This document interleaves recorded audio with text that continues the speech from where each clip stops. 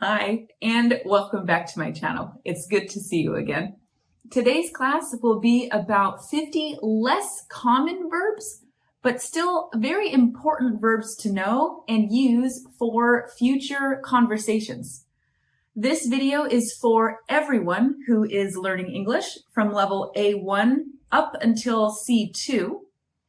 If you are a level A1 English learner, I would recommend to pause as much as you need to, because I will use my hands to describe the verbs in almost every example, but I will also describe the verb using words that you did not learn yet. So again, pause as often as you need to. I am making this video because sometimes we just get very far in learning a language and we sit back and say, wait a second, how did I make it so far in English and not know this word or that word? So I thought, you know what? I will make a small list of about 50 verbs and we will talk about each of them together. I personally use these verbs relatively often. I would say probably almost daily, most of these. So depending on your job or how social you are, some verbs you might use more than others, but all of them are good to know. And the good news is, on my list, most of the verbs are regular verbs, which means you simply add ed at the end of the verb in its infinitive form to make the past tense. For example, walk, you add an ed, walked. Not like take, which is an irregular verb. Take, took. We don't say taked. So the good news is almost all of these are regular. There are some spelling exceptions, of course, but I have the correct spelling prepared for you. Again, please pause if you need more time. So now that we are ready, let's begin with a fun verb called to snap. We use our fingers to snap like this. We snap our fingers to get someone's attention, and we also snap our fingers when we listen to a good song. Snap is a regular verb. Snap, snapped. Our next verb is to crack. A lot of people crack their fingers like this or like this.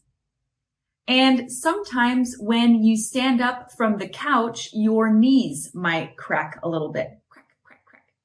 It comes from the bone in your body, either from your fingers or your knees, and sometimes your back as well.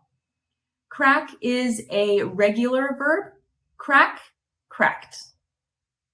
Moving on to number 3, to pinch. When we pinch someone, we have our index finger or pointer finger and our thumb make this movement on a person's skin. We grab the skin and bring it tight like this. We can also pinch salt and put it on top of our food like this. Pinch is a regular verb. Pinch, pinched. Next on our list is to hiccup. A lot of people don't like hiccuping, but I think they're always kind of funny. When you drink alcohol or a lot of water really quickly, usually you get the hiccups. Like that. It's funny when someone is in a movie theater or a museum and they get the hiccups and everyone hears it. I just think it is so funny. They are a couple of minutes long usually and go away on their own. Hiccup is a regular verb, so hiccup, hiccuped. Okay, next is to cough. Now, a lot of people don't like coughing, myself included, but it is a very important verb because it keeps your throat clear. When you cough, you go like this, like that. Sometimes people cough in their arm like this, and they usually cough when they are sick or have allergies.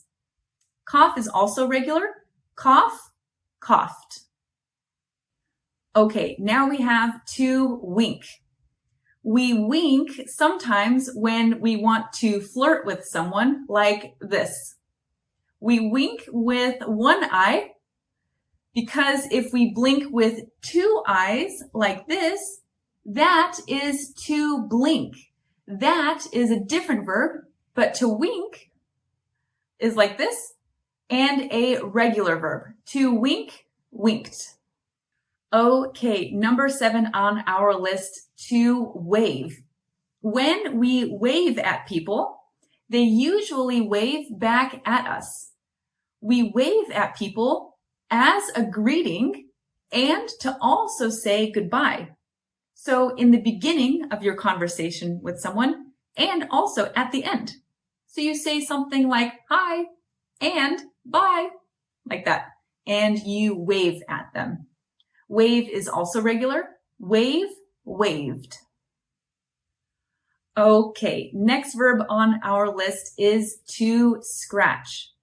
When we scratch, it usually brings a feeling of relief. So let's say you have a really itchy nose and you finally scratch it, you feel so much better after you scratch. You have the verb to scratch, and you also have the noun scratch.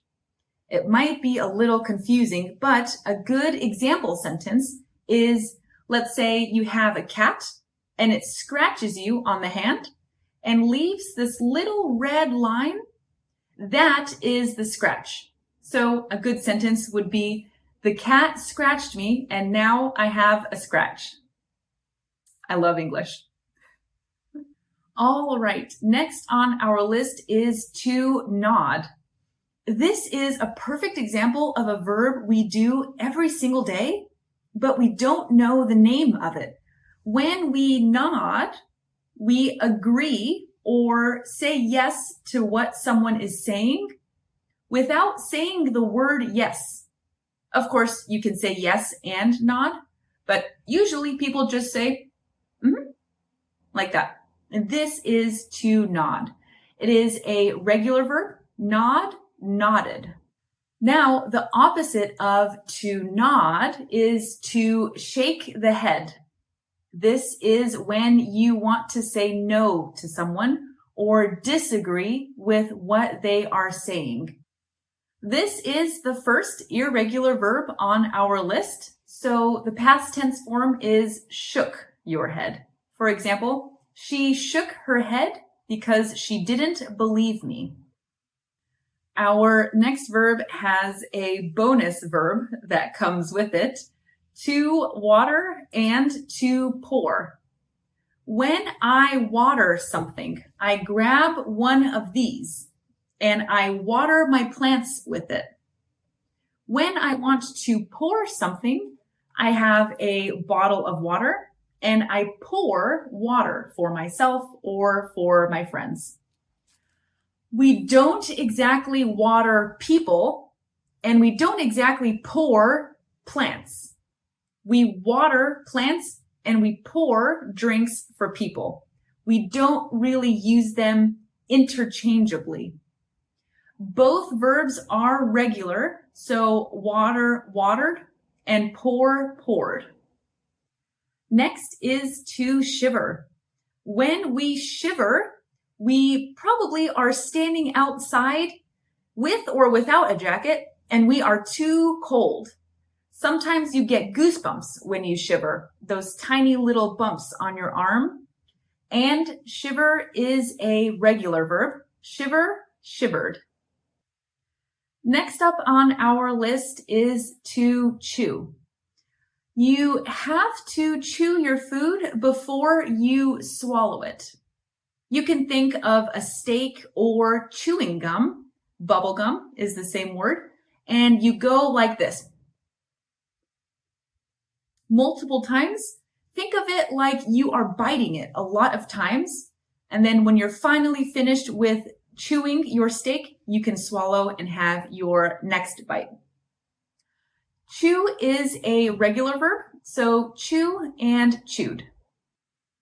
To grow is our next verb, and people can grow a lot of things, actually. We can grow our hair, so we can start pretty short and go longer and longer and longer. We can grow our nails. We can also grow plants. As long as we don't cut them, we can grow a lot of things pretty long. Grow is an irregular verb, so grow and grew. Not growed, grow, grew. Okay, so going off of to grow, we have a verb called to trim. Trimming is very similar to cutting, except you don't cut a lot of something. I know that sounds a little confusing, but let's take the hair example again. I could cut my hair a lot, or I could trim my hair only a centimeter or an inch, for example. I don't want to cut too much. When you trim your nails, you only cut a millimeter or two. You can also trim trees and plants to make them smaller, but they are still alive. You don't cut it completely. To trim is a regular verb, so trim and trimmed. To replace. Okay, this is a very important verb to know if you break things very often like I do. So let's say you have your phone and you broke it. You can't repair the phone. So you have to order a new phone to replace your old phone. And you will use this new phone like your old one. This is something taking over something else and using this instead. Another example is if you have a book you really like and you lost this book, you can order the same book online, for example, with the same title. When you receive that book, that new book replaces the old one. To replace is a regular verb, so replace, replaced. To sneeze, I think, is my favorite verb on this list because I think it's kind of funny, almost like hiccuping. When you sneeze, you go like this, ha-choo, like that. Some people can look at the sun and sneeze, or if they are allergic to cats, they will also sneeze. To sneeze is a regular verb, so sneeze and sneezed. To bloom is the next verb, and I also have a bonus verb that goes with this one. So when something blooms like a flower, it starts like this and opens up its very colorful petals like this. And it shows its petals to the world, usually in springtime, I would say. Another verb that is very, very similar to bloom is to blossom. You can use these verbs interchangeably as the difference is very, very small. So if you want to say bloom, you can. If you want to say blossom, you can as well. They are both regular verbs. Bloom, bloomed. Blossom, blossomed. Next up is to tear. We can tear clothing or paper like this. It's similar to ripping, but with paper especially, I would say to tear is the most fitting verb. You can also tear a muscle if you exercised too much. Tear is an irregular verb, so tear and tore. Don't say teared, say tore instead. She tore a paper yesterday. To poke. Okay, this is another verb that we use to get someone's attention, just like with snapping. When we poke someone, we have our index finger like this, and we poke someone on the back or on the arm like this. We don't do it so strong. We don't want to hurt anyone, but poking is usually like this. And maybe we will poke until the person turns around and gives you their attention. Poke is a regular verb, so poke and poked. Okay, our next verb is very similar to poke, except this one is to tap. Again, it's very similar, except we probably will use these 3 longer fingers and tap someone on the shoulder like this.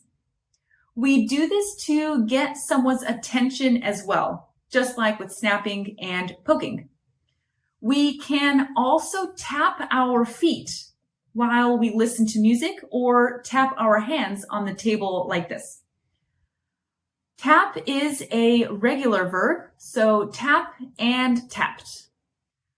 The next verb is also to try and get someone's attention, to knock. Again, we use our hand, except this time we make a fist, use this part of the hand, go to a door or a wall and knock on it.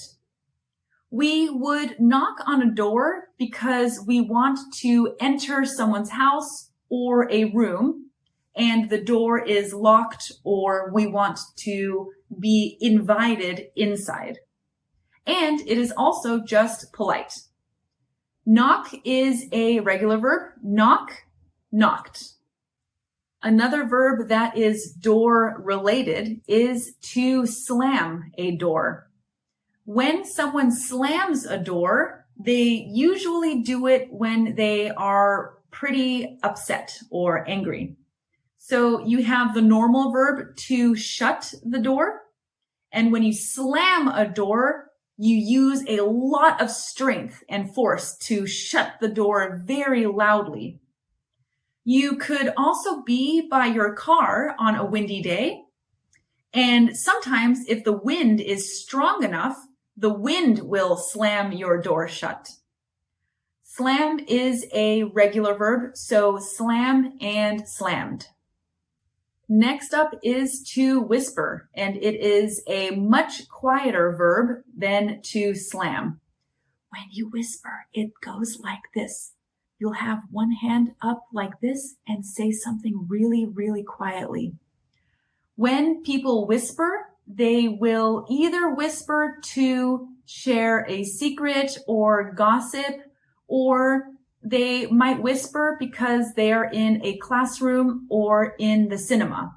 And you have to stay as quiet as you can to respect the others around you. But it usually looks like this. You put your hand up here, go close to the person's ear, and say what you want to say very quietly so that only maybe 1 or 2 people hear instead of the entire room. To whisper is a regular verb, so whisper and whispered. Next up is to pick. And with this definition, I mean to choose something. The other definition is to pick your eyebrow hair. But in this case, I want to talk about picking something. So the difference between to pick and to choose something is when you pick something, you choose something that is already in a group or something that is in front of you. A good example of this is, let's say you want a new kitten or a puppy. So you look at the group of puppies, maybe 5 or 6 of them, and you pick your favorite one from the group. I would say when you choose something is when someone asks, what do you want to eat for dinner tonight? Then you have to think about what you want to have.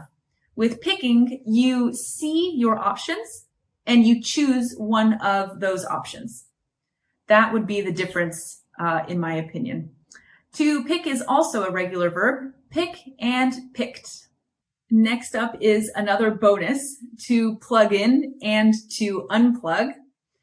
When we say to plug in or to unplug, we talk about charging cables or electronics. So I can have a cable like this one and plug it in to a charging box or also into a socket that is in the wall and charge my electronic device like a cell phone, for example. When the device is done charging, I would unplug it and use my phone like normal. These are both regular verbs, so plugged in and unplugged. To fold, moving right along. You guys are doing great. We are over halfway. So when we fold clothes, for example, or paper to organize them and make more space. So using the paper example, we can fold paper like this. Not exactly the best example, but it's the example that we have. So we can fold like this to fit the paper in an envelope or to make it smaller. And we fold clothes so that it looks more organized in our closet. Fold is a regular verb, so fold and folded. Another verb that is important for organizing is to stack. For example, we can stack our plates 1, 2, 3 so that we can organize the space in our kitchen. We can stack books and we can also stack paperwork, and it keeps the area nice and organized and not so messy. Stack is a regular verb, so stack and stacked. The next verb is to seal, which is a slightly confusing verb because the first time you hear it, you might be thinking of the animal, the seal. But sadly, the verb to seal has nothing to do with the animal.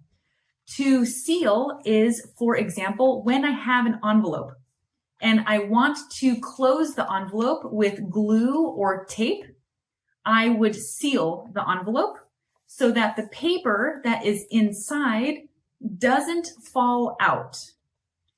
You can also seal your windows so that the rain doesn't come in. Seal is a regular verb, so seal and sealed.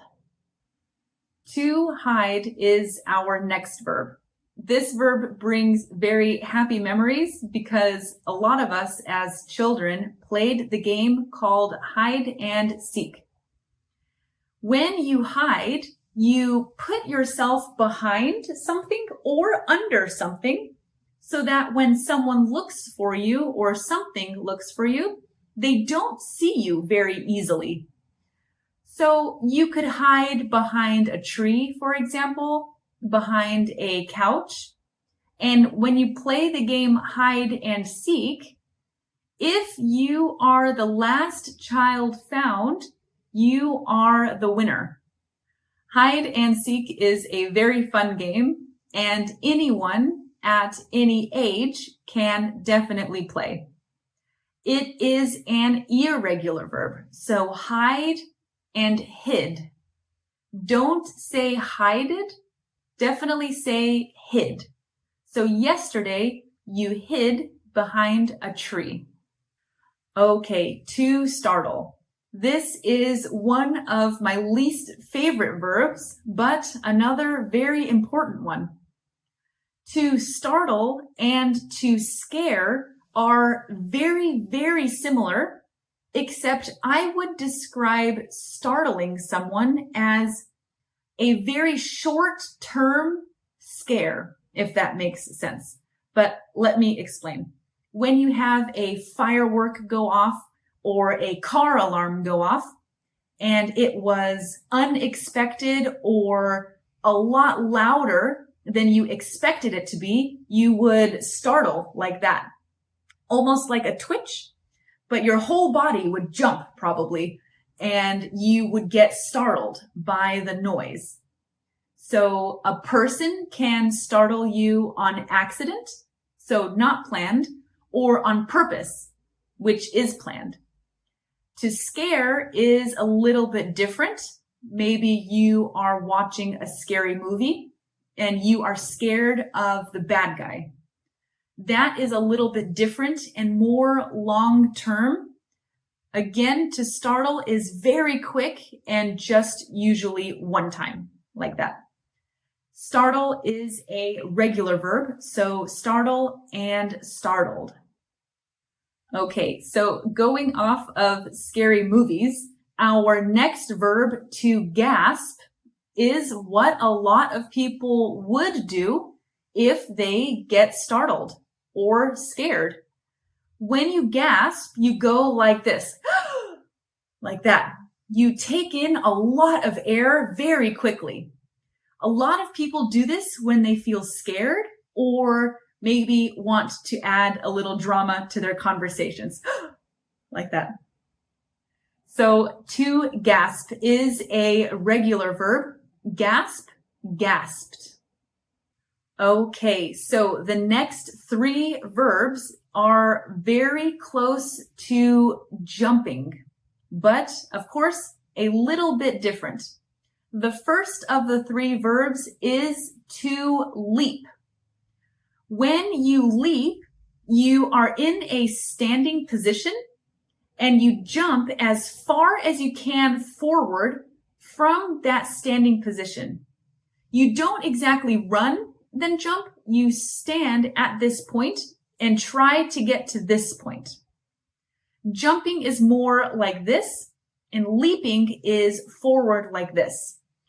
For example, if you go bungee jumping, you need to leap off the edge so that you can go down and bungee jump. That is a leap. One big jump forward. Leap is a very interesting verb for the fact that it is regular and irregular. You could say leaped, and you can also say leapt.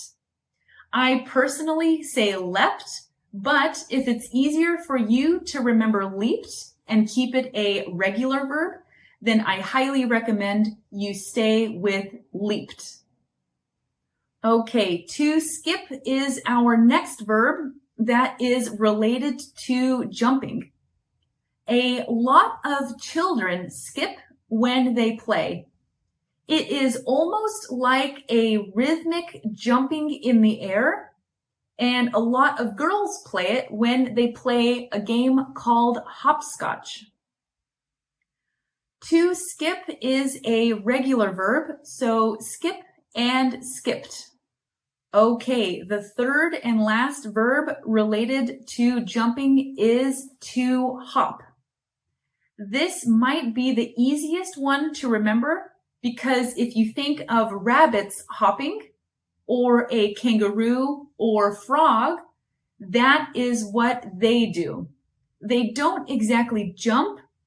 They have both feet off the ground and they spring forward like this multiple times. Leap, I would say, is one jump, and hopping is multiple smaller jumps, I would say. To hop is a regular verb, so hop and hopped. Next is to float. So when you float, for example, on the water, you are on a flotation device and you are on top of it and you kind of go along where the water takes you. You might have your feet under the water, but most of you is floating on the water. or on top of the water. You are not sinking and you are not mostly underwater. You are simply floating, like clouds float in the sky. A leaf that fell off from a tree, landing on the water, usually will float on the water for a little while. To float is a regular verb, float and floated. Okay, to spill. Unfortunately, this verb happens often, especially with children, even though we don't really like it. I will use my cup as an example. When we spill something, we accidentally or without the plan of doing it, we push a cup or we hit a cup and the content or the liquid falls out of the cup onto the table and onto the floor. So you spilled your drink. You didn't pour a glass because remember, that is on purpose or planned. This is on accident. You accidentally pushed something and now the liquid is falling out. To spill is a regular verb, spill and spilled. To drop is a very similar verb to spill, but using my cup again, when you drop, it's usually from your hand or from your bag.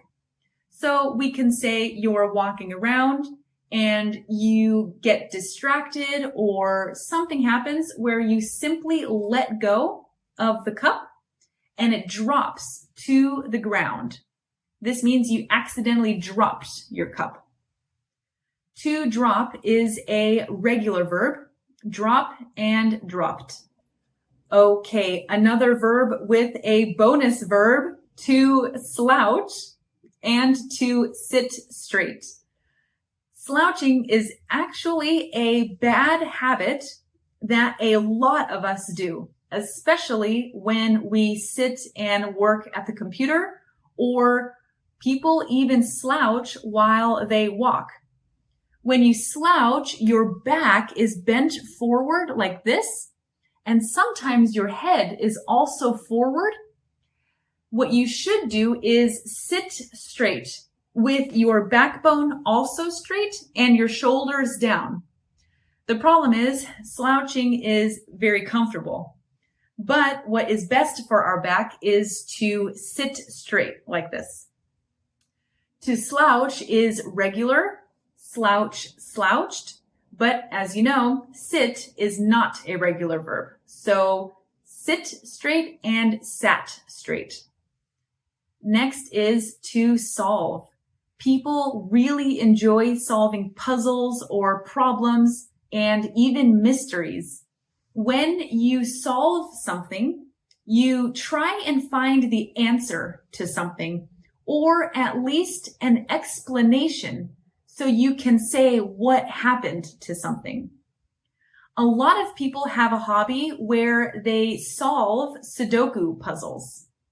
When you find all of the answers, when you fill in all of the gaps, you then solved the puzzle. When a detective solves a mystery, he or she was able to find all of the clues, or at least most of the clues, to describe what happened in that room at that time. So to solve a mystery or to solve a puzzle brings a feeling of success, which is why it is a very popular hobby to solve puzzles, actually. Solve is a regular verb, so solve and solved. Okay, bonus verb alert, to attend and to be absent.